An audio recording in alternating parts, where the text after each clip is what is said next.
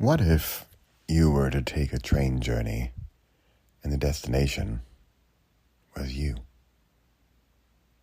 Hey, good morning. It's Bradley Charbonneau. It's super early on a Sunday morning. I'm in Phoenix, Arizona. Been kind of traveling for a week here in the U.S. And Kindle Vella is closing down. Now, if you don't know Kindle Vella, it's kind of short stories. It's episodes. It's a shorter version delivered episode, like very much like a podcast or a Netflix series or Apple TV series, where you have 10 episodes or 100 episodes and delivered every week. And so that was the idea behind Kindle Vella. I have to admit, I didn't really use it or really know of it much. I think I got the message because it's closing down. And so I went and checked it out, and it's a pity, actually, because it's very much episode-like, very much like a podcast, and also very much like Serial, Serial, the one podcast that really exploded the whole podcast scene. So this morning, it's super early, and I shouldn't even preface my early morning messages with the idea that it's super early, because it's always super early when I have my ideas.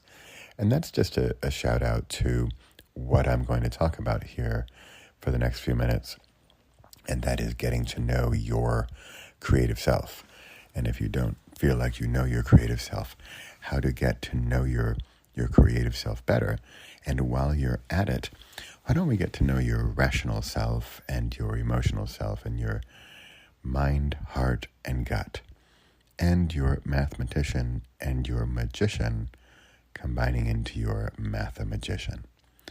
So here's what I like to do, and the reason for this, and if you're listening to this and thinking, why is Bradley speaking in the dark at 6-something in the morning on a Sunday? Here's why. This is my most creative time. It's right when I wake up, and in fact, it's not just me. Most people, they go from different sort of waves or frequencies of our sort of awakeness or awareness, even from beta and theta and gamma and the different wavelengths that I should probably know better. But basically, right when you wake up and right before you're about to go to sleep, it's a bit like a sunrise and a sunset. There's this, if you're a photographer, the lighting is just beautiful, and you don't need special filters or lighting.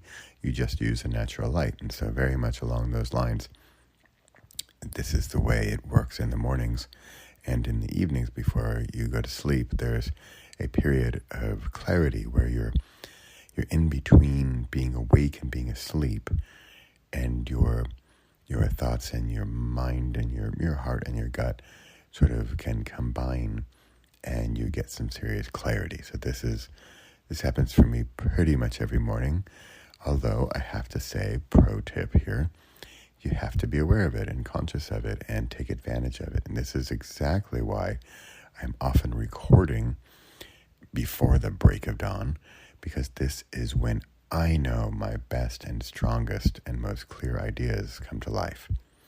So without further ado, back to Kindle Vella and the idea for this morning's creative direction. And that is, so I went on Kindle Vella, and of course it's mostly fiction, right? And I mostly write nonfiction. So, however, I'm always intrigued. I've written some fiction. I'm always intrigued by fiction and storytelling, and I just love it. I just feel like I don't know it so well, or I don't have so much experience doing it, so I feel like, oh, I can't do that. However, here's what I'm thinking, and I'd love to hear what you think of this idea. There's another author who did something similar. There's many authors who have done something similar, but I'm going to go the train route. I've heard planes, I've heard other vehicles of transportation, but I love trains, and here's how I see this playing out. I would like to do sort of a journey of discovery of your own self, and with specifically getting to know your mind and your heart and your gut. And then I think there's going to be a special appearance by your mathematician and your magician. I don't know. So here's how I see it. I love trains. I live in Europe. I take trains all the time. I love train travel. If there's an option to take the train, I will.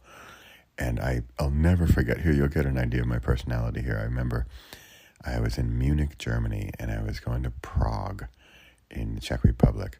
And I go up to the train station, and I go ask at the desk. I say, "Hi, could I get the slowest train to Prague? Like, what's the most amount of time I can spend on a train and get from A to B?" So clearly, my goal was not the speed. My goal was not necessarily B. My goal was the journey. Sorry, I can't say that word without being kind of snarky. But my goal was the journey.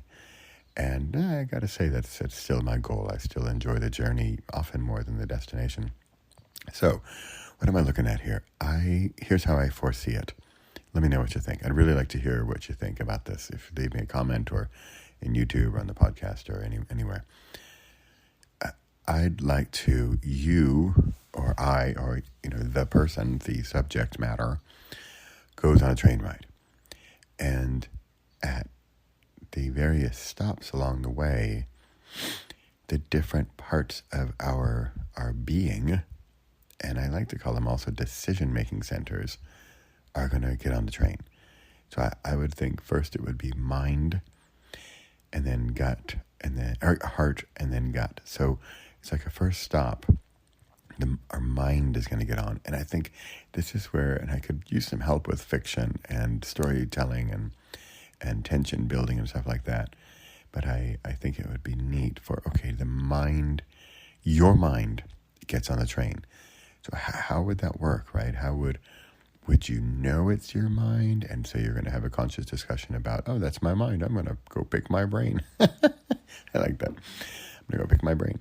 And then, or is it not clear that it's your mind, but you're like, wait a minute, what's going on here? I mean, that could involve some fantasy and some mystery. That could be pretty cool, right? So then, I don't know how it works. Does your mind get off and then your heart gets on? And you talk to your heart, and it's again just another passenger, but you're like, wait a minute, this guy's like my own heart. What? And then your heart gets off, and the gut gets on. So interesting. So what about? So that's the bulk of my story here. Okay, I'm at 8 minutes. Keep this under 10. I'm really going to keep it under 10 today. So those are your three main characters, right? The three characters who make up who you are and also how you make decisions. So then I want to pull in the mathematician, the mathematician, and the magician. So the math and the magic. And this is sort of the math is the habits, the hard stuff, the regular stuff, the routines.